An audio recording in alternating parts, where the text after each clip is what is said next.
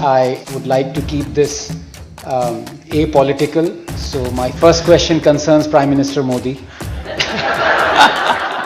That's as apolitical as it can get. Yes. Why do we ask questions? A question is a tool to dig deeper, and you are in a privileged position that you can't be wrong, because a question can't be wrong. You're like a neat paper. Whose resignation are you asking for? Let me be blunt, you are an outlier. There is only one Sadhguru. Yes. So you are an issue here. I am. In a mental institution, only the doctor is sick. In the last 3 years, answers are on our fingertips, not just knowledge through AI. What's the point of an exam? Then why are you asking so many questions? The point I was making was, isn't intellect also overrated? Let's separate intelligence and intellect. Right. Intellect is a data-driven process. Intelligence is simply perception-driven. Yeah. Correct. Intellectual is a kind of an abuse in today's parlance. Please edit this part, he's a professor. That I see intelligence as a tool for survival. For survival, you don't need all this intellect. The worms and the insects and the birds survive without any fuss. This is an evolutionary lapse that intelligence and awareness developed, perception did not develop. But if you're willing, you can develop your perception. You have this wonderful perception of our yogis, of our ancestors. They didn't invent any of the things that we are living in. Not true. Who gave you the zero? Right. You think math happened in a university? No. It happened among the sages. I want you to just do your calculations with a Roman numerical, please try.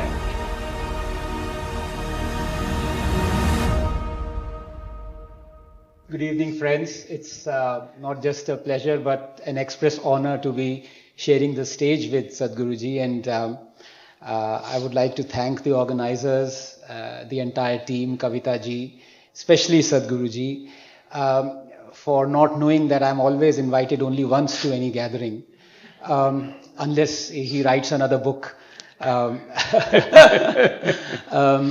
No, but thank you so much. It's an absolute honor and an opportunity for me to ask questions that I do not know the answers of, Sadhguruji, and I think that's very important, not just for the amazing book that I have perused through that you have written.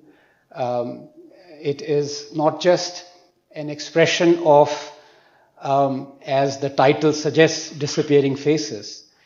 It is also an expression of disappearing India, disappearing world. And where I come from, there is always a dichotomy. Should we or should we not worry about things that disappear? So I've kind of packed a lot of what we have for the next hour or so with questions that I myself do not know the answers of, and in expectations that I would be,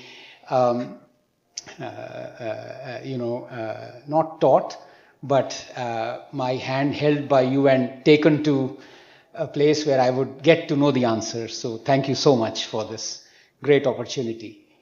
And of course, I would like to keep this apolitical. So my first question concerns Prime Minister Modi. No, but seriously. That's as apolitical as it can get. Yes. I haven't even come to Rahul Gandhi yet. But I was wondering about this, Sadhguruji, when I was coming here, that people listen to Prime Minister Modi and all politicians, in fact, not just him, because they want to know what is in his mind. In fact, sometimes quite literally so, his Man Ki Baat. We want to know what does he stand for, his policies, what is going on, what is sticking inside. And people listen to you to want to know what is in their minds. And I thought this was very interesting.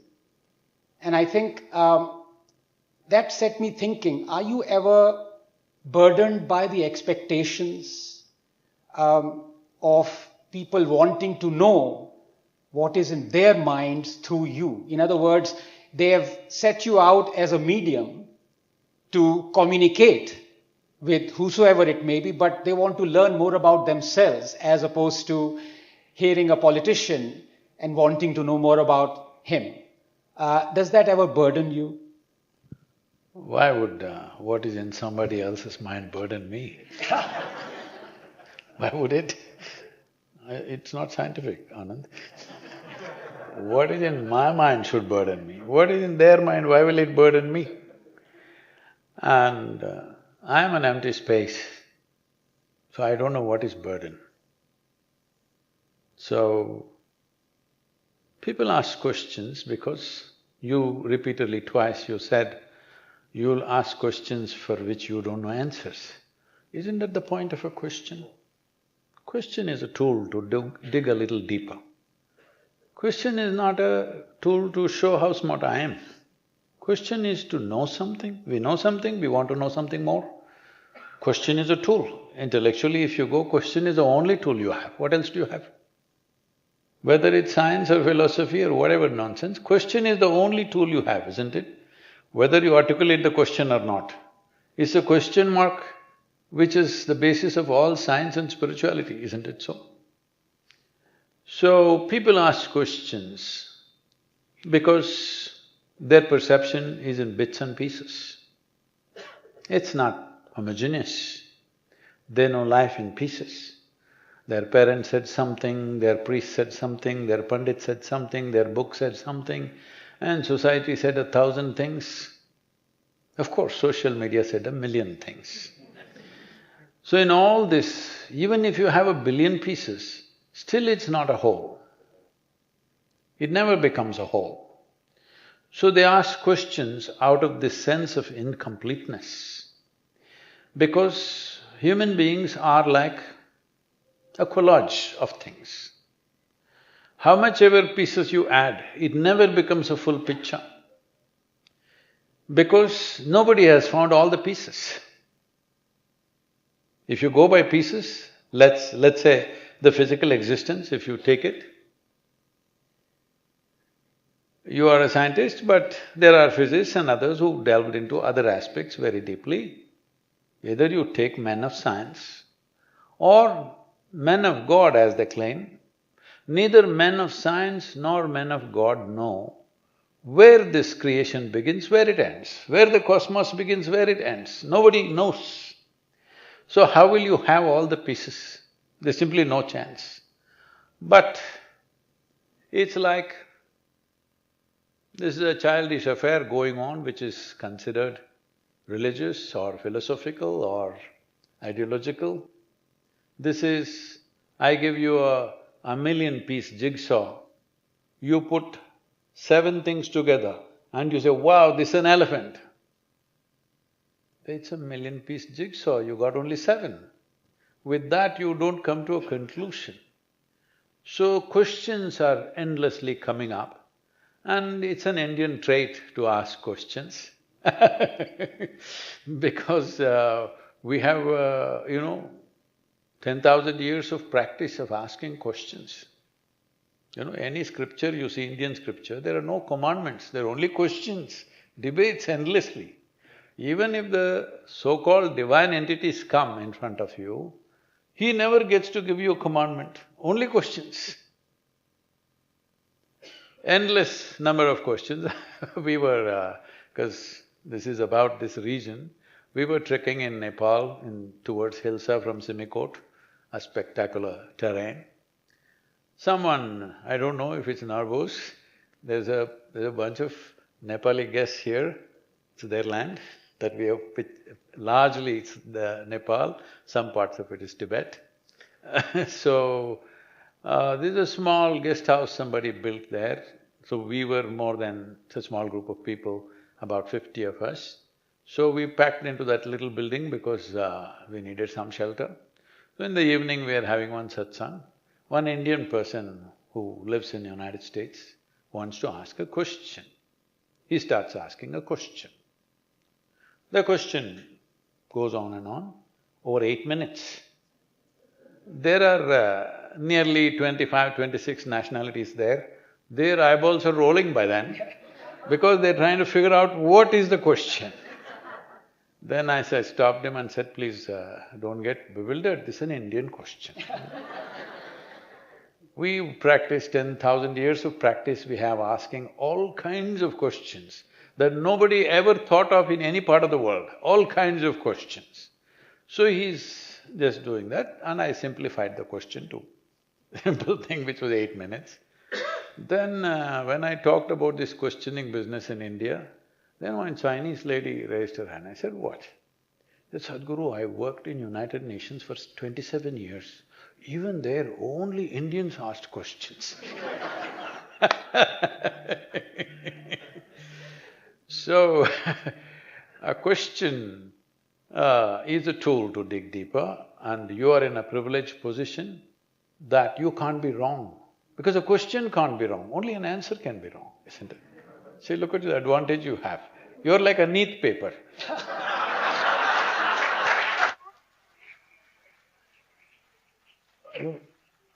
You can't be wrong, you know, please. Whose resignation are you asking for?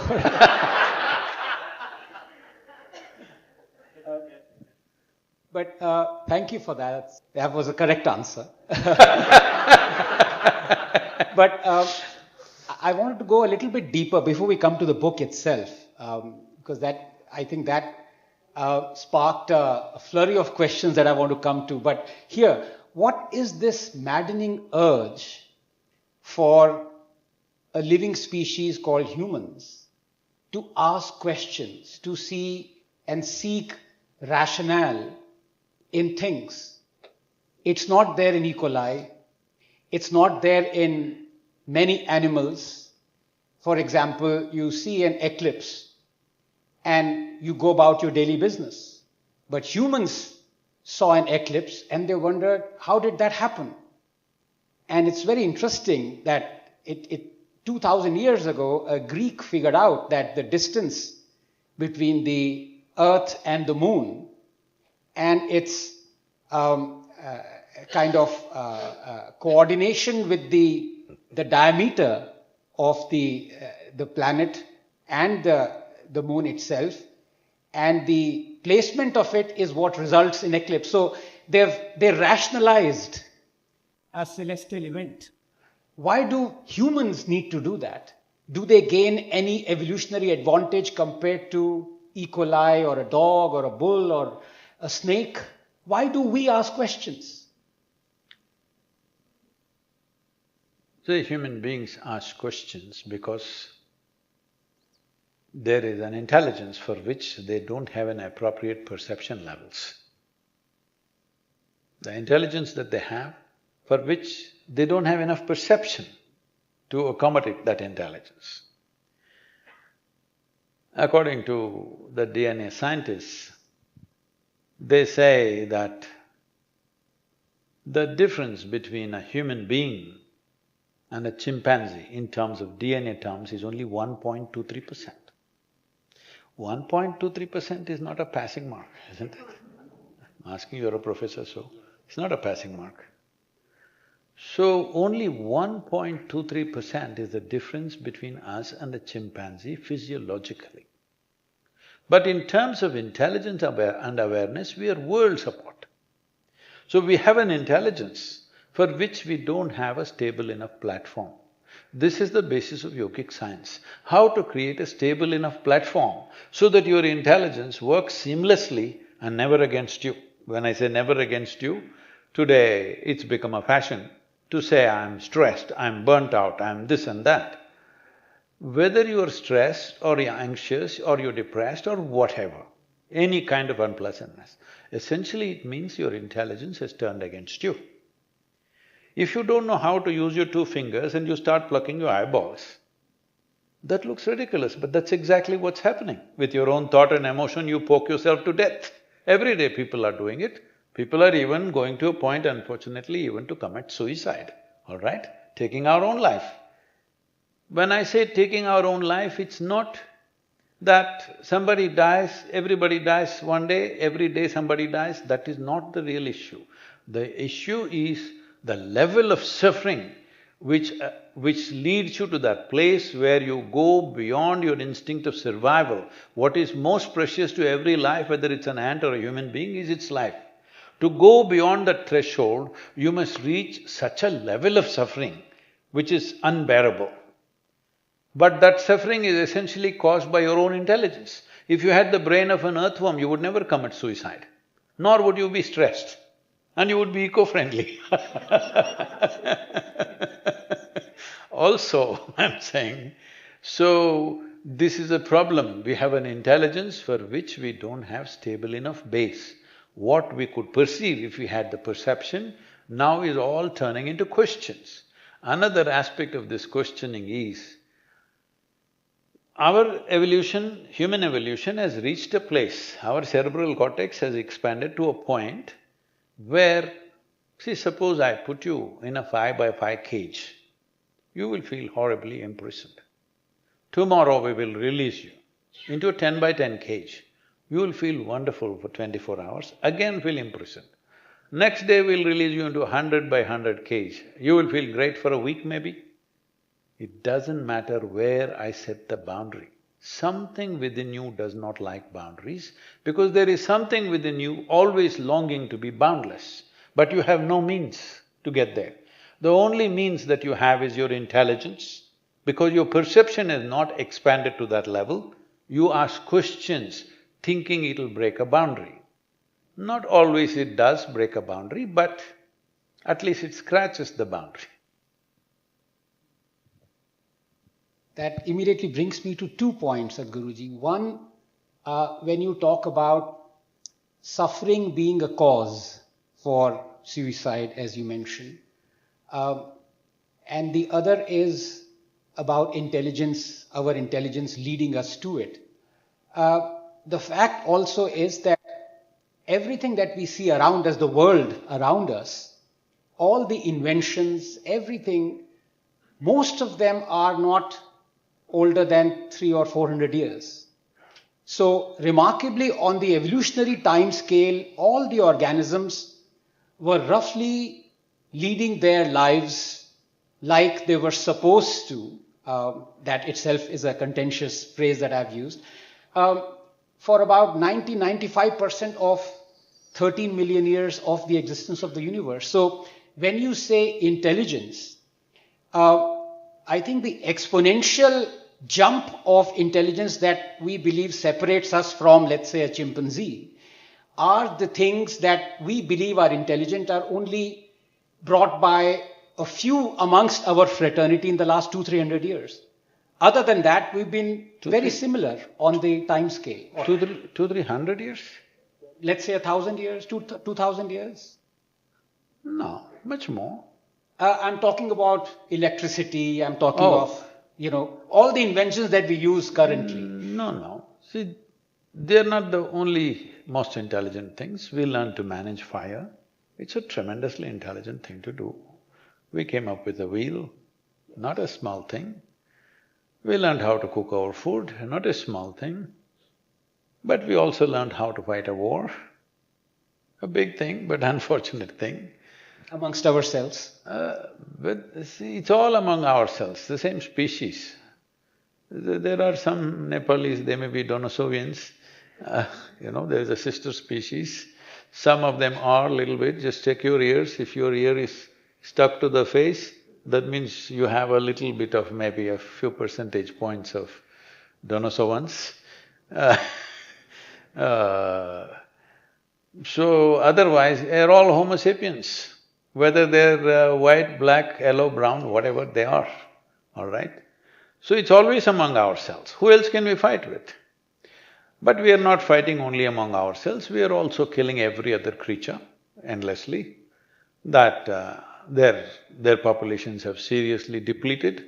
People, recently I was somewhere in an ecological thing, everybody's talking about fires in California, fires in Europe, in Greece and whatever. So see, every news channel is talking about, 10 homes were burned. It's a terrible thing for the people whose homes were burnt, I understand. I'm not trying to depreciate that, but you're never thinking of trillions of organisms, insects, birds, animals burnt because you have no sense of life. You have information, you have no life. That's why these spaces are important. They have no information, they're just all life.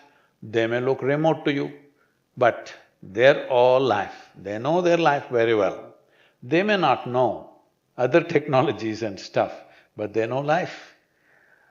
But the important thing to understand, if you know life, you would know, without all those species, we cannot live. Without us, they would flourish. This planet will flourish without you and me, I'm saying. But without them, you cannot survive here. But we are always thinking as if we are the be-all. And anyway, you are the expert, you must tell me, when the human species came and what happened, they're saying some 150,000 years ago or 1,000,000 years ago, whatever it is. But we are a recent happening. But because of our intelligence, our ability to use intelligence, and because of that we have the ability to use tools, we have become a dominant species. This dominance has come without necessary perception. If we perceived life as is, we would know these things. We don't need bits and pieces of scientific information.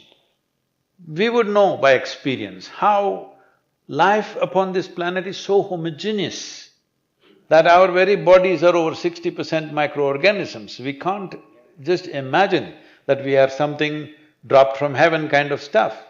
And the religions of the world have added to this rubbish and made it like God-given stuff, that you all came from somewhere, all the creatures came from the earth, you came from heaven. If you came from heaven, why don't you go? That's what all the other creatures are saying. Really. If you listen, every tree, every insect, every bird is saying, if you guys came from heaven, why don't you please get there? Because we are senseless species we have become. We have power, we have capabilities, we have possibilities, but we are a terrible possibility right now unless we change our tack, which is far away, all right? So the important thing is, questions and questions are arising in human mind because we've not figured anything fully. With all the scientific development that we have, we still do not know a single atom in its entirety. We know how to use it, we know how to fuse it, we know how to break it, we know how to make a bomb out of it, but we don't know what it is yet. So, we have intelligence without the necessary perceptual match-up. So questions are oozing all the time out of every pore of human body. Hence the question, we have the intelligence, why haven't we figured out the right way of using it? Isn't there a contradiction there? There is no contradiction. As I said, see… Is that… sorry to interrupt, is that true because with every invention? you keep taking Darwin's name. All right, let me say this. Darwin, I'm dumbing it down too simplistic. Darwin said something like this: a goat could have become a giraffe over 1,000,000 years' time, evolution. A pig could have become an elephant over 5 or 10 million years' time. But a monkey became a man rather too quickly. Yes, too quickly. So that is all. This is an evolutionary lapse, that intelligence and awareness developed, perception did not develop. But if you are willing, you can develop your perception. The main USP of this civilization is that this civilization is about enhancing your perception. Our sages and yogis and mystics sat with eyes closed, you think because they were idiots? They didn't go to the university, they didn't, build an industry, they didn't make money.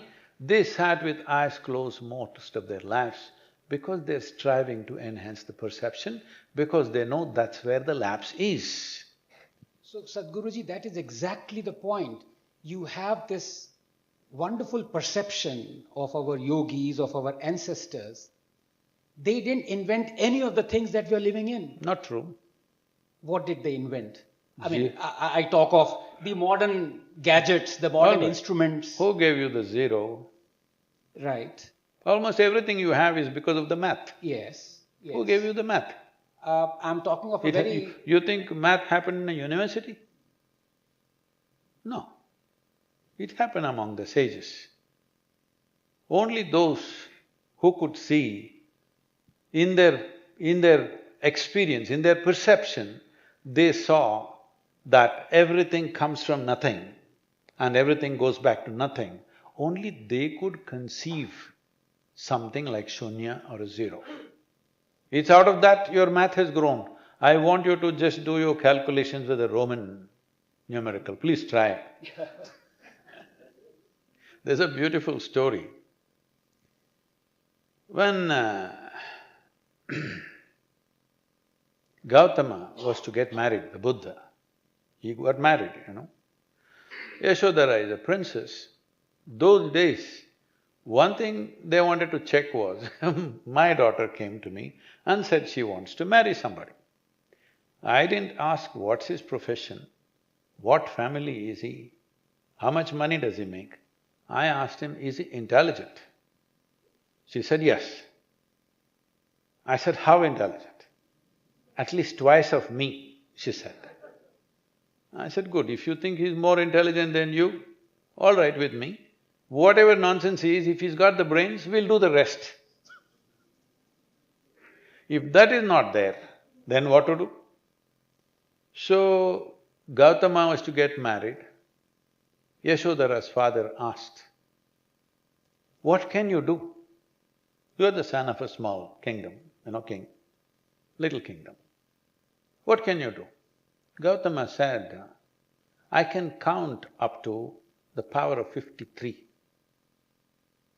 He said, really? And he counted. What can you do with these numbers? He said. He said, I can count every grain of sand on the banks of Ganga across 1,000 miles. Then he said, what else can you do? He said, I can count up to the power of 632. What can you do with that? He said. He said, I can count every star in the cosmos with that. He gave his daughter to him.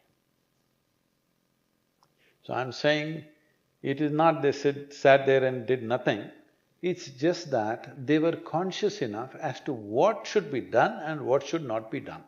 See, today, let's face this. If this world gets destroyed, it is mainly destroyed because of modern science and the tools of modern science, unfortunately. Though it has given us immense benefits, but it is going to be destroyed by the same tools, isn't it? If you're genuinely wise, you must only do what is needed. There is a temple in south in Karnataka, Annapurneshwari temple. Tejasvi is here. Yeah, in Hornad. Here there are inscriptions. So somebody told me, Sadhguru, these are inscriptions you should read. I'm talking about 45 years ago. I went there to read the inscriptions, it's in Halagannada, so I took somebody to read that because it's ancient Kannada, it's difficult to read. Here it says, you can fly an airplane with solid mercury fuel, but if you fly this, the ether will get disturbed. If ether gets disturbed, human minds will become unstable, so we should not do it. And then in another place it says, you can put a small hole into the earth and fresh sweet water will come. But if you do this, all the other species will suffer and then suffering will come to us, so we should not do it. Bore wells and flight. I'm saying, you think they're fools? They're wise. So, today we become childish science. Anything we can do, we will do. Even if it destroys our life tomorrow morning, we will do it because we can do it.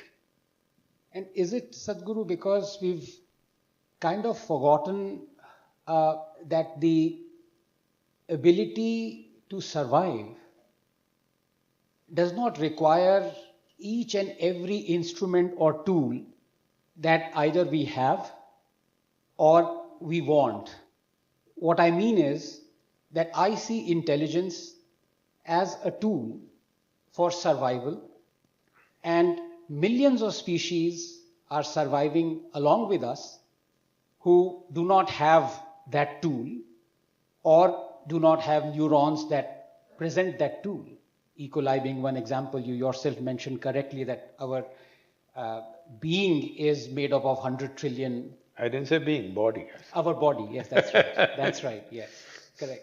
So, if it is just a tool to survive, why is it more necessary than an E. coli survival, who's able to survive as good, if not better than us? See, first of all, the question is starting from a wrong assumption that it's a tool for survival. For survival, you don't need all this intellect. Right. Because the worms and the insects and the birds survive without any fuss. If you really look at your survival process, what is it that you're doing? You're not doing anything different from what other creatures are doing. Yeah. You are born just the same way as a grasshopper is born, nothing different about your birth. You may think something you have done, nothing, it's the same thing. It's just that they're born simply, you are born with lot of fuss from all kinds of idiots around you. Yes. So then you grow up, big fuss. I earn my own living, big fuss. All of them do the same thing without effort. Not without effort, without fuss. Then we may reproduce, they also reproduce without fuss. We reproduce with too much fuss. And we die with too much fuss. They simply die. So I am saying when it comes to survival, they are far more efficient than you. So in terms of intelligence, you are not more intelligent than them. You have an intellect. That means you have a silly little data center here. I'm saying silly little data center because now major data centers have come up, compared to that we are silly little data centers. We need less water. Huh? We need less water. Not true. For the volume of information you carry, you're consuming more water than them. They carry trillion times more information, so they need more water. The volume of information we carry, we are consuming more water actually. Because they are stable in one place, we move around and do things. So, and also the tantrums cost a lot of water.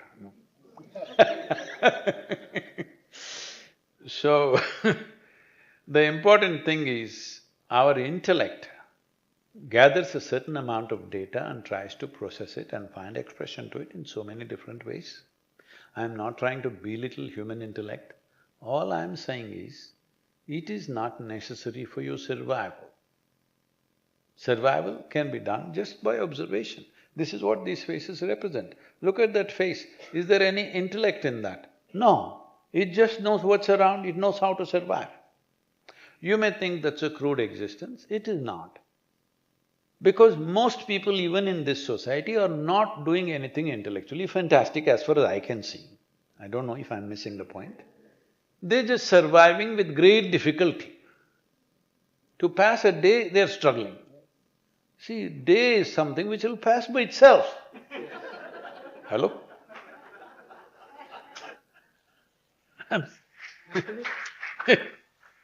You don't have to do anything about the day will pass by itself. The life is also like that. You will never see, this is not a university or a school, you shall never fail, everybody will pass. Hello? See, you can't have a more blessed life. Whatever you do or you don't do, you will pass. Great, isn't it? This is like a government school. Everybody will pass. No need to fail.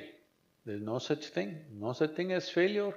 Only thing is, you must know how to handle your limbs and your faculties, including your intellect, which is also one of the faculties. If you know how to handle them, you do the best in the atmospheres that you are. But right now they've gotten into such a mess, their own intellect is entangled.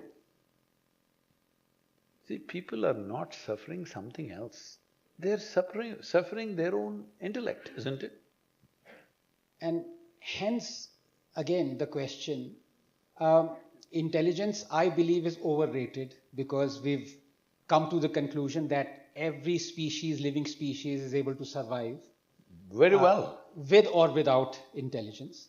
No, it's not that they lack intelligence. Let's separate intelligence and intellect. Right. Intellect is a data-driven process. Intelligence is simply perception-driven. Yeah. Correct. You're right. The point I was making was, isn't intellect also overrated? Terribly. Isn't it? We don't need to be intellectual. I mean, intellectual is a kind of an abuse in today's parlance. Please edit this part, he's a professor. Yeah, I don't want to lose my job. That's why I'm saying. In fact, I'm from JNU, so I can only lose my job by a presidential order, so that's… I didn't know that. After an illegal dharna.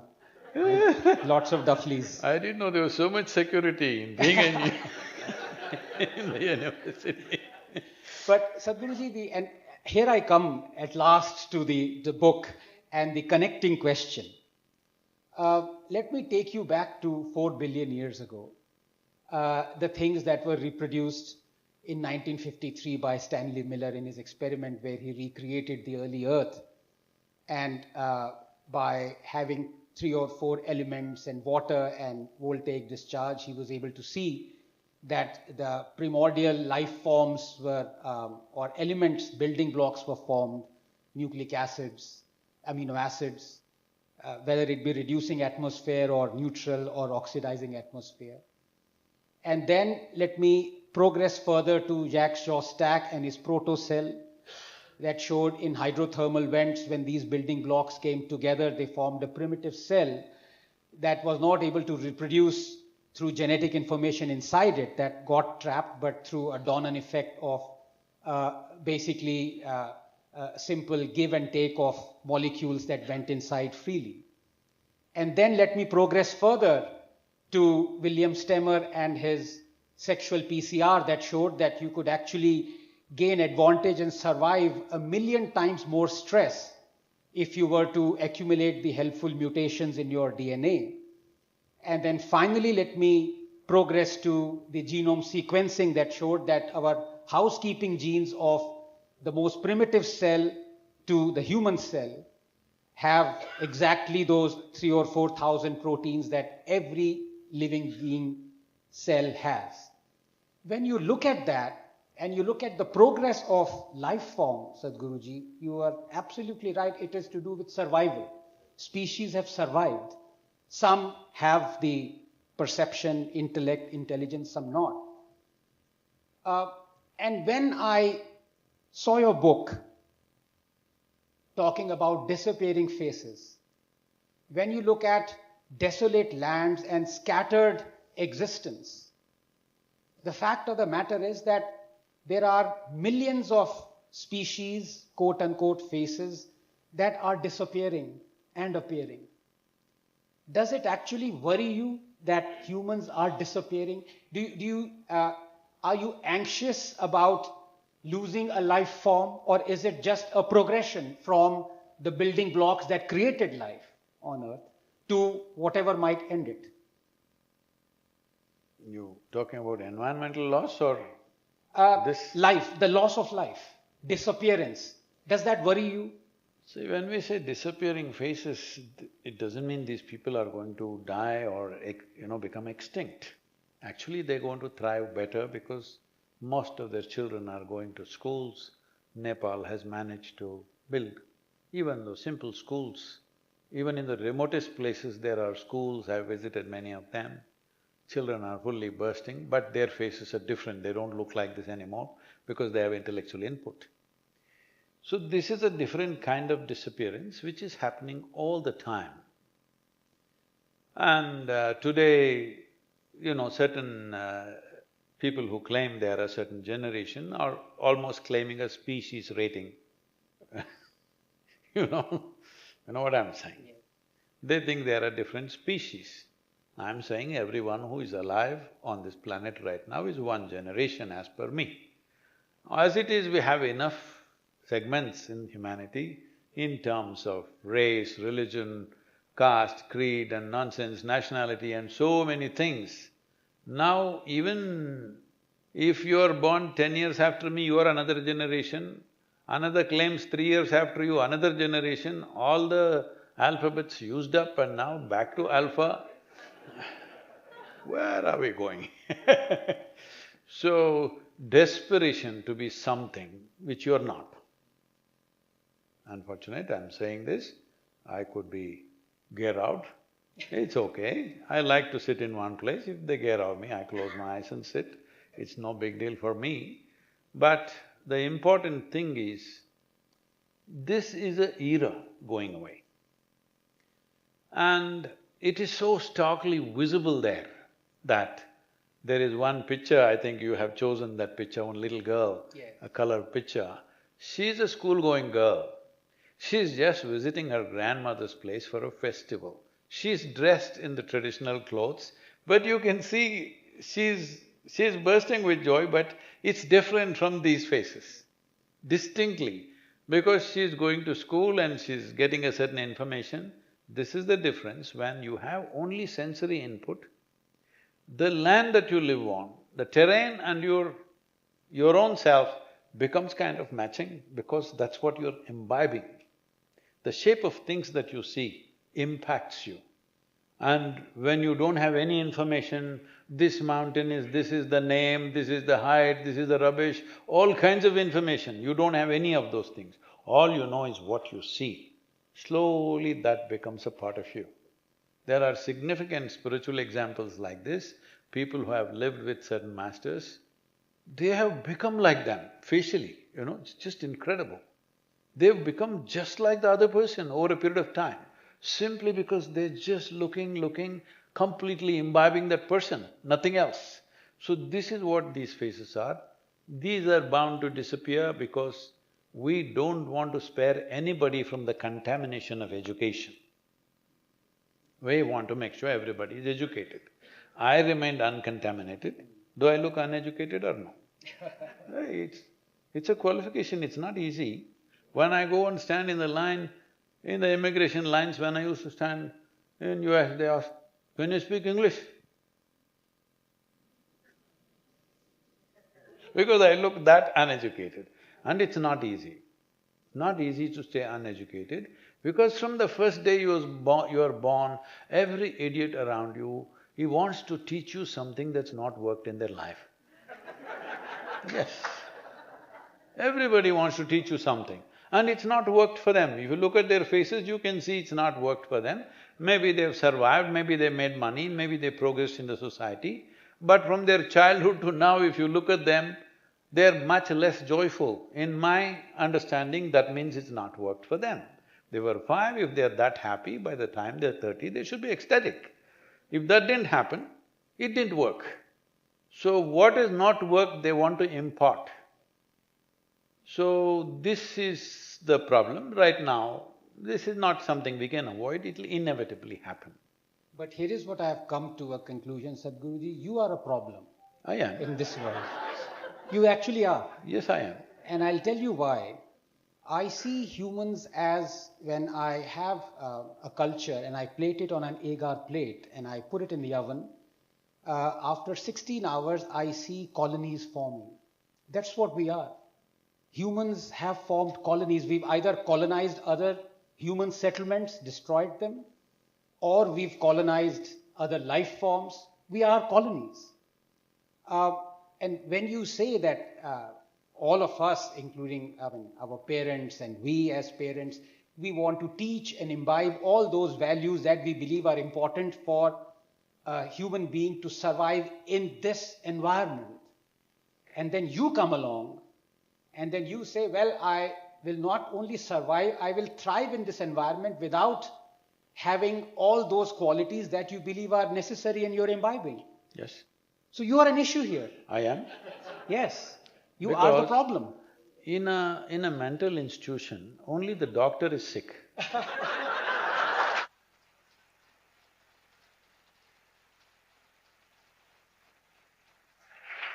Finally we are reaching somewhere. Everybody else As I is… said, I'm always invited only once to a gathering, so… No, everybody else is fine, isn't it? This happened. So there is a clash Can of… I tell you an incident that Please, happened? please. A bishop went to a mental institution in United States because he wanted to harvest some crazy souls. So he went there and he had a properly prepared 1 hour long sermon, he had it ready, and he took permission and went. There were around 200 people, just like this hall. And he stood up at the podium and started reading and speaking. He kept looking, not one person was listening. There was only one guy here in this empty chair, because I don't want to point at anybody. It's reserved for him. There was only one guy who was intently looking at the bishop and listening to every word that he said. No one was listening, everybody was busy with their own stuff. After he finished, 1 hour he had it because he doesn't know how to stop in between, it's a prepared thing.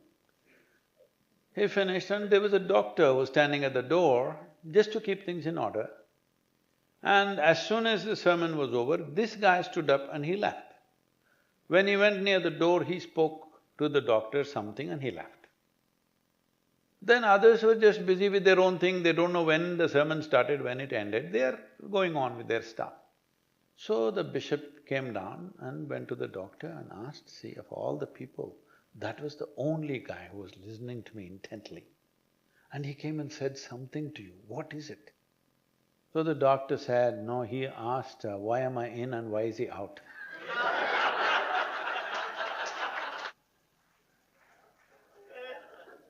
It happens like this. But I want to scratch a little bit more about this thing about why you are, Sadhguruji, an outlier. And it's terribly vexing, and I'll tell you why, because we've formed a society, we've formed a set of rules, and we believe, every society believes that they have the ideal rules for their survival and thriving. And we are forcing people to conform to that. And when you talked about earlier about humans always fighting with, not just amongst themselves, with other life forms, always fighting, it is this clash of adaptability. We believe that if somebody does not have those values, he or she will not be able to adapt to our environment. Hence the need for degree, for schooling, a type of schooling, learning a type of language, doing a job, doing a vocation. You do none of that. No? And you are an outlier. I don't want to ask you how you've survived amongst us, but… I thrive. Now, here is the $1,000,000 question. If I were to… Why is the question connected to dollars? We're trying to de-dollarize money. It's still the international currency. But here is the question. If I were to take a little bit of your blood and clone you, would 1,000 Sadhgurus be able to survive in this environment? They won't come like that. No? Because, see, you are a human being, but because of your science, you're going on saying from E. coli to you, everything is same, this is same, that is same. We're misunderstanding what is a human being. We did not refer to big animal like an elephant as elephant being. We did not call a powerful creature like tiger as a tiger being, nor did we say a pretty grasshopper as a grasshopper being. Of course, cockroaches are different, I don't want to touch that. But all the other creatures, we did not call them as beings. Only this is a human being because you are supposed to know how to be. How far the society has gone from that definition of a being. Anything but a being, isn't it? So, you're supposed to be a being. That possibility is there. Can I take you back 15,000 years ago? Because you're going away 4 billion years and all, can I go 15,000? Because see, this is the advantage of being a man of science in modern world, you can say whatever. If you say, yesterday night I flew, I went to Mars and came back, they will all say, wow. If a yogi says, I saw the Mars, that's not how it is, this is how it is, they say, what does he know? Does he have a spacecraft? Did he go there? All this, okay? So, I'll go only 15,000 because there's iconographic proof for what I'm speaking. Over 15,000 years ago, 7 people gathered around Adiyogi for the first exposition of yoga. After Adiyogi expounded many things, he said, these guys asked, but 150 years ago you were Darwin, Charles Darwin, because you keep taking his name 150 years ago, it's 152 years now that he defined this, an exposition of this evolutionary theory, which is a fantastic work. This is one of the biggest things that impressed me when I was just 16 years of age. So, but 15,000 years ago, Adiyogi spoke about evolution. You know about the avatars that the Hindu civilization talks about, that the first life was a Matsya-avatara, that means it was in water. The second one is an amphibious life, Kurma-avatara. Then they jump to mammals, they jump all the small things and jump to mammals. So the first one was a boar, and the next one was a half man, half animal, next one was a dwarfed man, next one was a full-grown man but unstable and volatile, Parashurama. Next came Rama, stable, peaceful. Next one came a very loving man, next one came a meditative man, next one is supposed to be a mystical man. So this is not about individual people as we think, it is different stages of evolution upon the planet. So he spoke about all this. So they asked, why can't we evolve further now? Why can't we grow something else? Why can't we make this brain bigger? Why can't we do something? So he said, see, right now the way the planetary system is organized, the distance between… You said some Greek guy came up with the distance between the earth and the moon. Well before that, they spoke about distance between the earth and the moon precisely as we measure it today. And they also said that every year moon is moving away about 1.5 inches from the planet. So they calculated and said, approximately in 28,000 years, this calculation was made maybe about 3,700 or 800 years ago, in 28,000 years' time, the moon will go so far away from the planet that it will start impacting the reproductive process of a human, Homo sapien female. That means she will become incapable of bearing children. So it will not die with a bang, not with fire, not with ice as people describe. Slowly our ability to reproduce will start decreasing. And then of course they have to come to the test tube making whatever, but that will also die out after some time, after a few generations, and this is how human race will go out, he spoke. So they said, why can't we evolve? They said, you cannot evolve from where you are if the planetary positions remain the same. If some drastic change happens with our relationship with the sun and other planets, other 7 planets that he spoke about, if that happens, it's possible that you could physically evolve to another level, but you can consciously evolve limitlessly. So, this conscious evolution is available to us. With the intelligence invested in us, we are supposed to initially ask questions, be confused about it as children, but by the time you are 8, actually you have enough intelligence to figure these things out, if nobody messes with you. If your parents have the wisdom not to tell you where God lives, if the parents have the wisdom not to tell all the goddamn lies that their parents told them, if parents have the sincerity to say, this has worked for me, this has not worked for me in my life, by the time you are 8, you have the intelligence to start figuring out where the solution is. If you don't make it wait, if you're at 8, if you're a slow starter, by 16, 100% you have the intelligence. But most people don't make it there because by then they have so much input, all kinds of rubbish input, they think is sacred because any goddamn thing that's printed is supposed to be sacred. For a long time it's been like that. Sadhguruji, you're right in the sense that the input has been put in there. Sorry for forgetting what the appropriate phrase would be. But I think it's a lot to do with cowardice as well. I think I speak for myself as a parent, was kind of scared that if I do not make my child conform to what the society has told me is the proper chart or course of education, then getting a job, I will not be nurturing himself or preparing himself for the world we live in.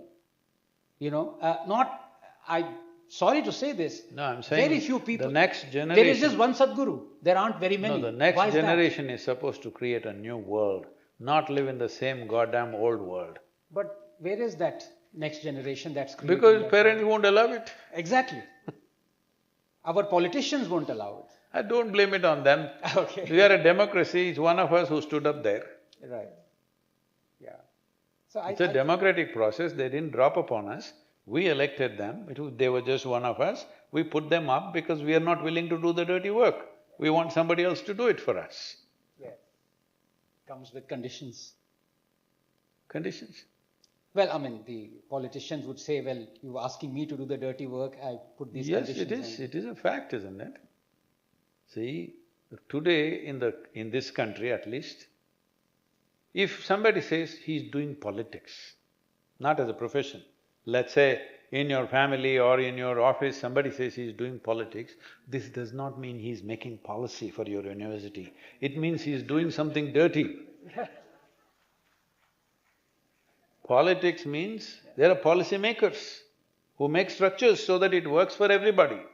Because each one of us are different kind of creatures, some kind of common thread so that it works for maximum number of people, if not all the people.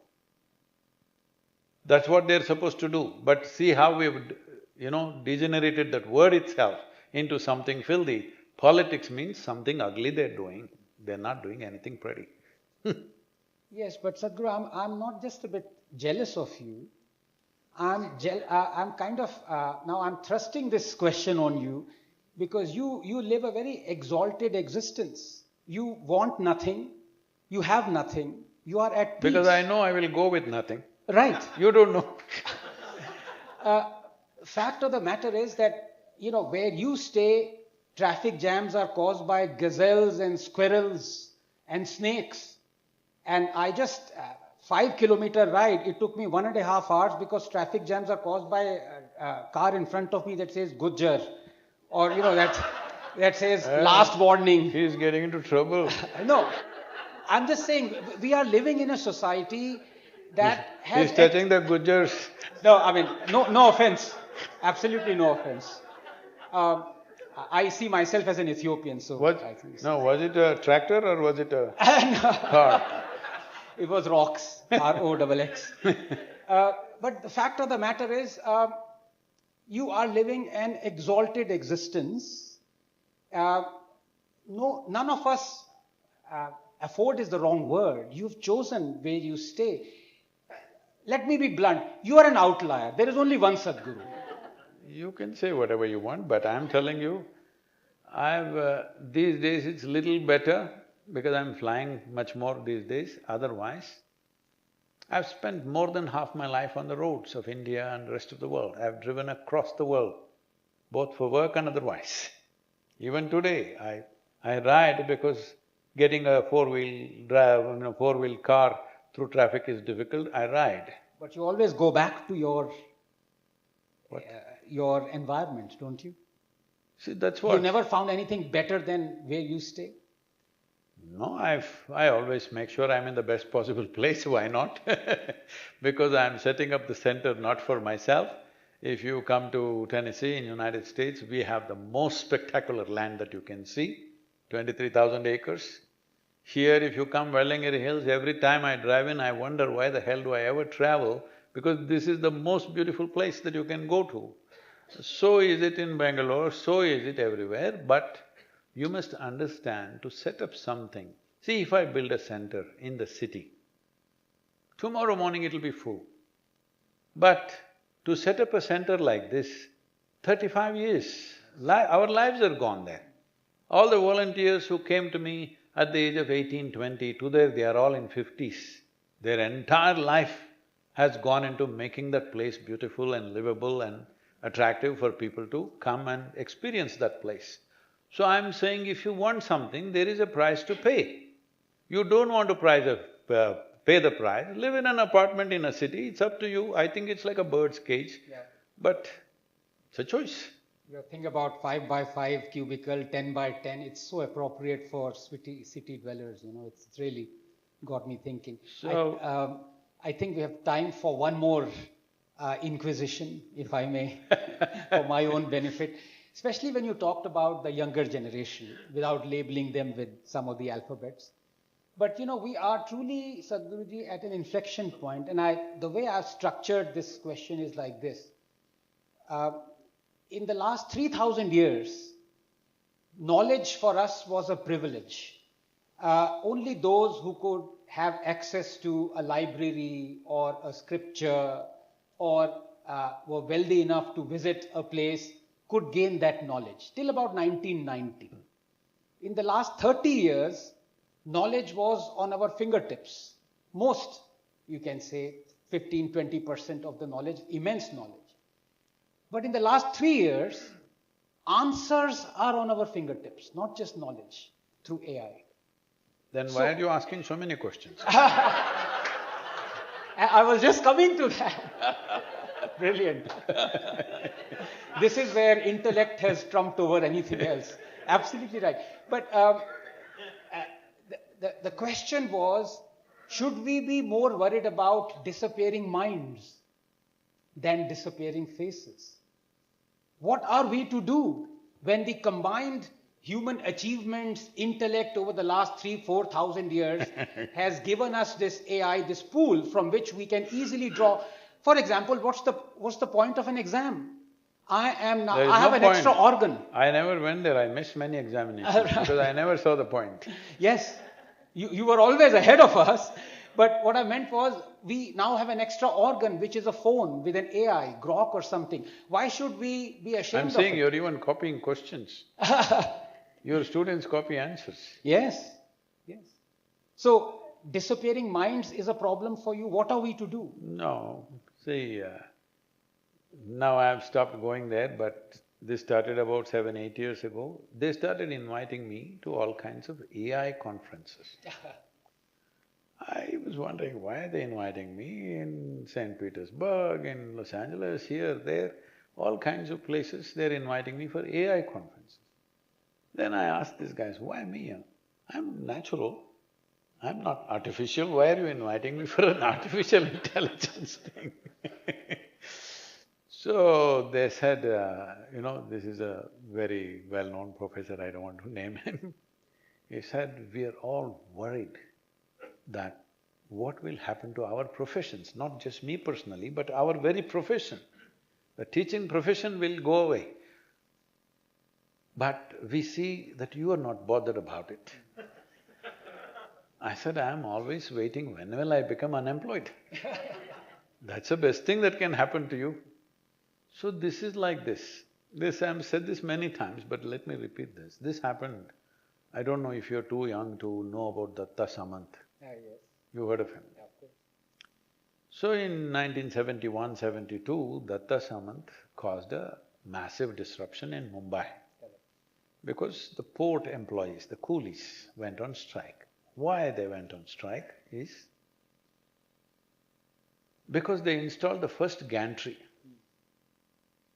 At that time, the largest seafaring vessels were 125 to 130,000 tons. Today, most of the vessels are over 250,000. But those vessels, they were taking 26 to 28 days to unload. Human beings going with, carrying sacks and emptying things. Well, the famous… they made, the Mumbai cinema made movies about that, about coolie and this and that. Then the gantry came, the gantry unloaded a ship in 24 hours. So the coolies went on strike. Datta Samant took the organization of that. The simple logic was, we grew our muscles and we're making a living out of carrying these bags, unloading a ship in 26, 28 days. You bring this machine, it unloads in 24 hours. What are we supposed to do? Where are those guys now, I'm asking? Probably they're IT engineers now. Because they're again talking the same language. What should we do now? AI is coming, God damn it, it's the same thing. The machine came, aren't you happy that you don't have to dig the streets, the machine will dig it quickly?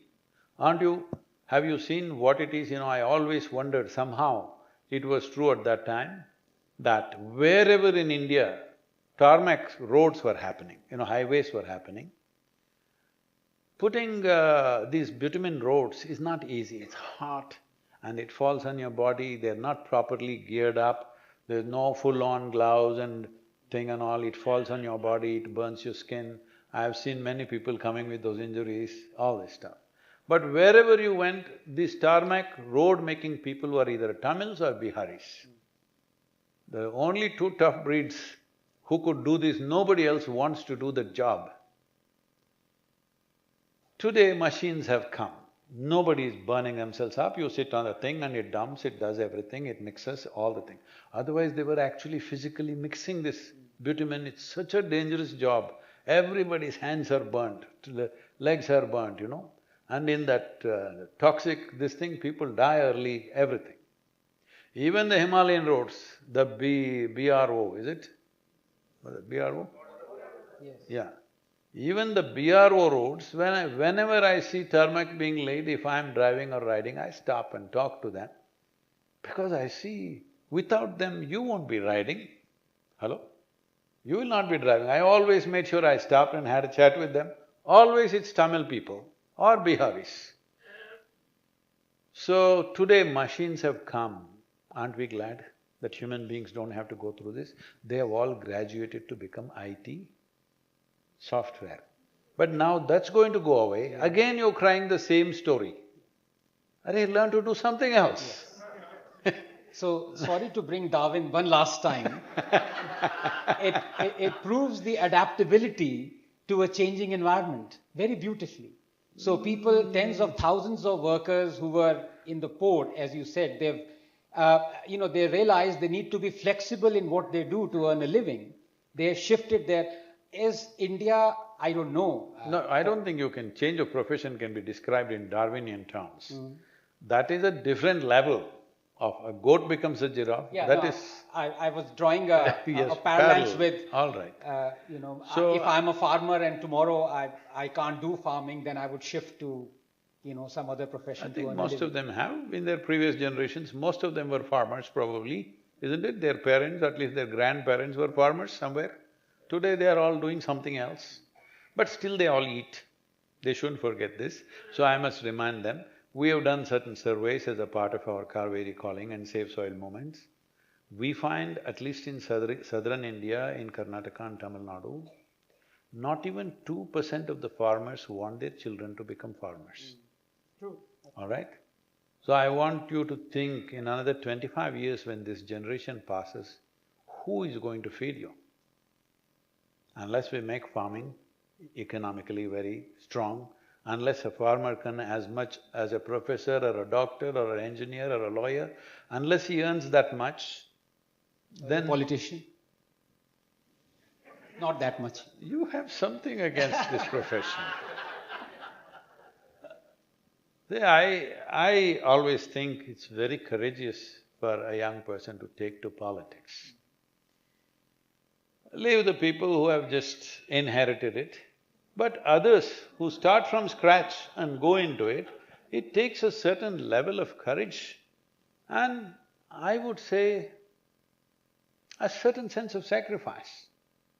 Because you don't know whether… he doesn't know whether he will make it or not, okay? He doesn't know whether he'll get elected or not. He doesn't know whether he'll become a minister or not. He doesn't know whether he'll become chief minister, prime minister, whatever that he's aspiring, that he may be dreaming of. He doesn't know nothing. And today, your profession, you need presidential intervention to get you out. But if the guys lose the election tomorrow morning, today they are the minister, tomorrow morning is nothing. How many people are willing to take that risk? Well, some of them might have brought terrible reputation for that profession, unfortunately, but that is not the case. And above all, it's horribly irresponsible of all of us that we hand over the country to people who we think are rogues and sit back and give commentary. This is not right. If we think they are rogues, we must take up the job, isn't it? Hello? If you think you have the integrity, you must take up the job or no? So many of them are not corrupt as far as I know, because I have mixed with various types of politicians. Many of them are simply innocent of integrity.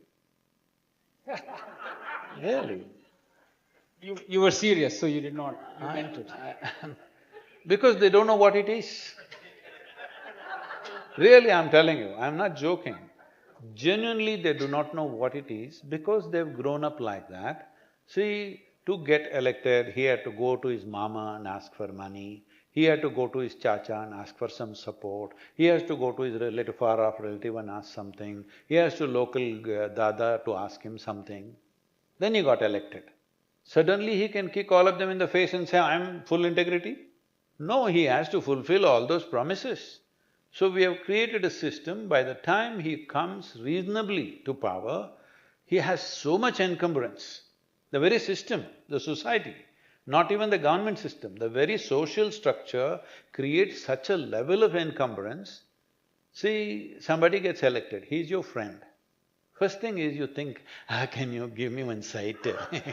My sight I need, I sight… my daughter needs a medical seat, can you do it? Because corruption is not the thing, it's a culture. Corruption is not a crime in this country, it's a culture. It takes a lot of integrity to go against that and stay free from that. It takes enormous sacrifice. I don't want to talk about my own story. You don't know what all we are put through just to stay straight. Do you understand? It takes… we're not asking for any favors, just to exist without yielding to certain things. It takes a lot, every day, you understand? So Sadhguru, final question. One more. Do you see yourself as Bhishma Pitama? That guy was a bloody fool, I'm not that kind. That guy sits here, when a woman is disrobed in public, that guy sits here and thinks he's doing a great thing. I'm not that kind of guy. No, I didn't mean that particular aspect of Arey, Bhishma that Pitama. defines the man. Morally crippled. I'm saying, let me put it in the right sense, crippled by your own morality. Too much morals, no life sense. You don't need any moral to understand that a helpless woman is being done something for whatever reasons, for whatever vengeance they carry against somebody. This doesn't take any morality, you don't need to read Vedas or know for 10 commandments to know this is wrong. Hello? Why are you making him that kind of character? Agreed. What I meant was, you're on a bed, watching the world go by… Oh, you want me to be on the bed of Pharaoh? This guy has no good intention for me. Tell me, ask me one nice question last. I had a list of all the nice questions and I haven't asked a single one of them. This is perhaps the only book launch in the world where we've discussed 1.5 hours and not discussed the book at all. But it's been an absolute pleasure and a joy, Sadhguru. I've learned so much, and I hope the audience forgive me for trespassing on your intelligence and intellect with silly questions, but I really wanted to understand more from Sadhguru, hence I asked those questions. So I would like to thank all of you and Sadhguruji for giving me this opportunity. Thank you so much. Thank you, Sadhguru, for sharing not just those stories, but a lot more about life and intellect. We were supposed to talk about these people. Yes. So I would like to request, Sadhguru, if you would like to share a few words about the disappearing faces.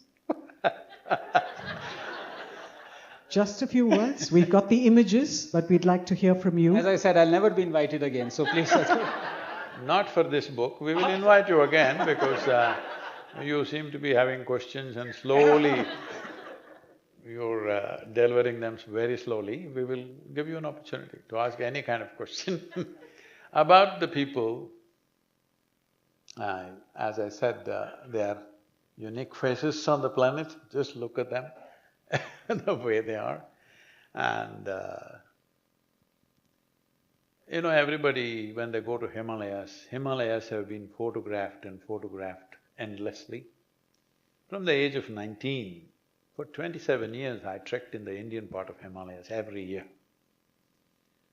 Mostly alone, but last 6-7 years I took people with me. Last time I went was 2004 or 5, I don't remember exactly. When I went there, I saw the peaks that I had known. I'm somebody, you know, I know all the trees and birds and animals among which I live, but I've never tried to name them, zoological names, botanical names. I just remember them the way they are. I have a video in my head that I see, even now I can see anything, but I don't know the names. People ask me, Sadhguru, what species is this, what…